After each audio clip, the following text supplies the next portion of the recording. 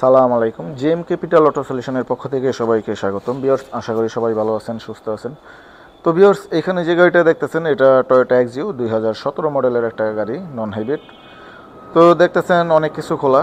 তো এটা আসলে এসি ঠান্ডাটা ছাইড়া দিত এবং পরবর্তীতে গরম হাওয়া শুধু বের হইতো।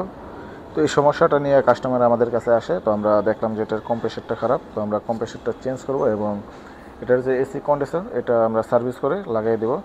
তো আসলে আমরা যেটা দরকার হয় ওইটাই চেঞ্জ করি এবং কম বাজেটের ভিতরে আমরা খুব ভালো মানের সার্ভিস দিয়ে থাকি।